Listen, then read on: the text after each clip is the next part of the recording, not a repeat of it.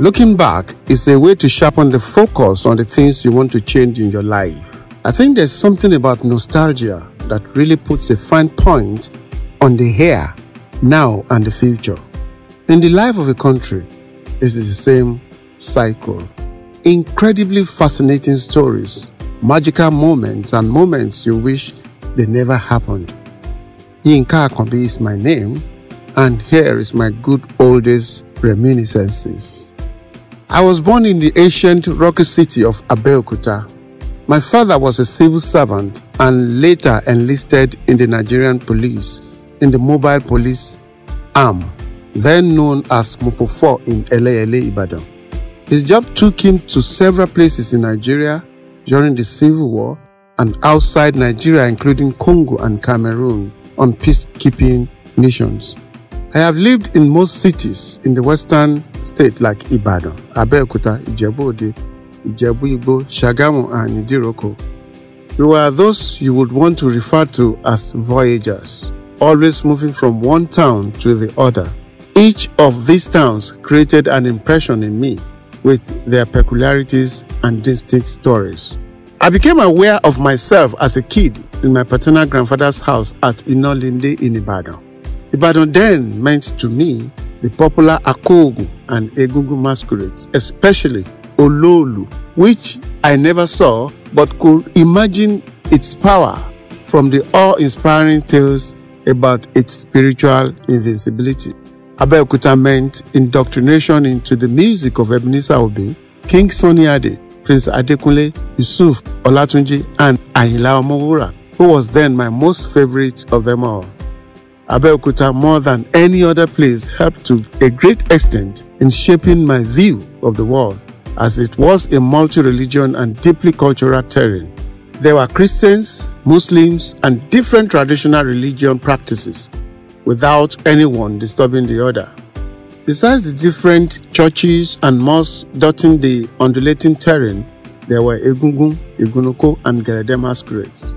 I followed most of these traditional processions, and each time we approached any mosque or church, all singing and drumming will cease. In reference to the Almighty, I will not resume until a far distance away from such places of worship. Religion was never a problem, and nobody was looked down upon or hated because of the way he chose to communicate with his Creator. While neighbors visited our house for Christmas rice and chicken, we visited others for Ileya ram and would sneak into other houses to partake in Sahara. Every household or Agbole had a Muslim, a Christian, and a traditionalist cohabiting peacefully. Today, I marvel at the distrust, killings, segregation in the name of religion, and I ask, can we go back to the good old days when everyone worshipped God as He appeared to them? Can we be as tolerant as we were in the good old days? Those good old days taught me that we could all live in peace, love, and understanding. Those good old days shaped my life to accommodate and love and respect everyone, irrespective of their background. The sweet memories still linger till today, though there were bitter times, as all was not rosy. Those bitter times were always taken care of by the attributes and values that were instilled in me early in life. I remember that it was also a time that I witnessed some of the destruction that happened in Abeokuta then due to the Wetie, which was as a result of the political riots at that time. My paternal uncle, late Augustus Ababayemi, was a member of the Western State House of Assembly, and our house was a beehive of activities for political reasons. The world and humanity have witnessed a dramatic transformation. The world has moved on and far away from the realities of our childhood days. Childhood innocence has been shredded. Class awareness and the privileges that appertain to each social class is more visible.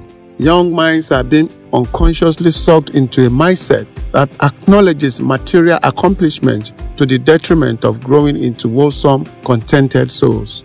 Our vision of the good old days must intertwine with our collective initiative to work towards a more meaningful and brighter tomorrow. Now I think and reflect.